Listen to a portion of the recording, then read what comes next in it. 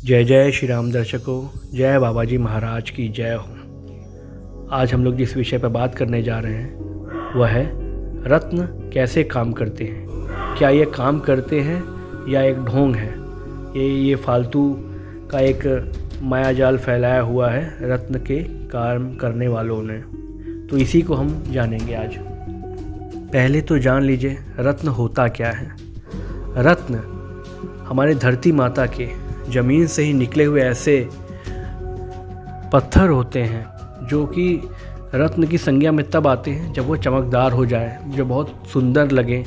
लेकिन अगर वो सुंदर नहीं भी हैं, चमकदार नहीं भी हैं, फिर भी उनमें जो ऊर्जा होती है वो ज़मीन के अंदर में जो इतने साल तक, हज़ारों लाखों वर्षों तक जो दबी रहती है, उस ऊर्जा के कारण, इतना दबाव झेलने के कारण, इतना गर्मी झेलने के कारण उनमें जो ऊर्जा आ जाती है, वही ऊर्जा जो है काम करती है रत्न के रूप में।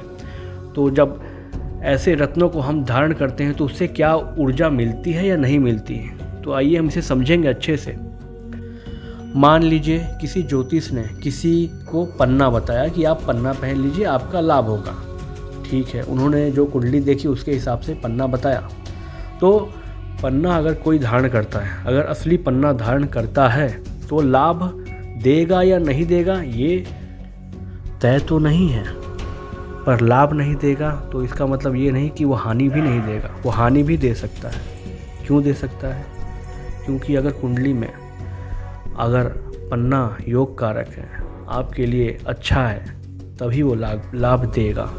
और अगर वो आपके लिए अच्छा नहीं है और किसी ने अधूरे ज्ञान की वजह से ऐसे ही बता दिया है, तो हो सकता है तुक्का में अगर वो सही है तो आपके लिए अच्छा काम करेगा, और अगर उसने गलत बता दिया तो हो सकता है वो आपको बहुत हानि भी कर जाए। तो आइए जानते हैं काम कैसे करता है। अगर हम कोई भी रत्न धारण करते हैं या जब भी हम कोई रत्न धारण करते हैं, तब उस ग्रह की ऊर्जा का उसमें खिंचाव होता है, उस ऊर्जा का उसमें खिंचाव होता है।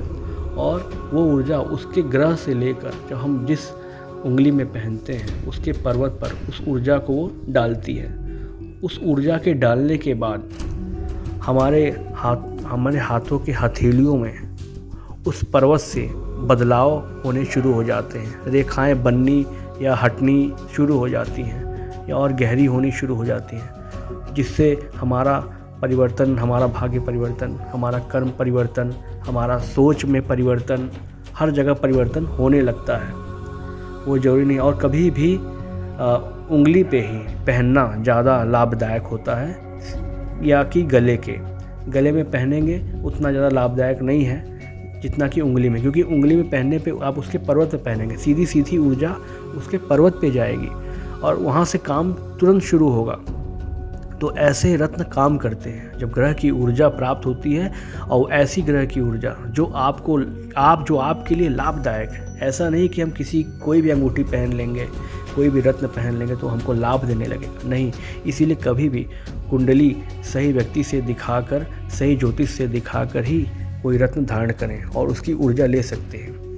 हम रत्नों की जगह वनस्पतियों का भी इस्तेमाल करते हैं, किसी की जड़ है, किसी की कुछ है, लेकिन उसमें क्या होता है कि हर 40 दिन के अंदर उसे बदल लेना होता है। या तो ऐसा समय आ जाए या तो फिर आप निरंतर बदलते रहें। अगर आपके पास धन नहीं है तो आप ये भी कर सकते हैं, लेकिन अगर आपके पास धन है, आपके पास समय नहीं है, तो आप रत्न एक बार धारण कर लिया और छुट्टी। फिर अपने काम में बस आप ध्यान लगाए रखिए और आपका काम अच्छे से चलता रहेगा बस।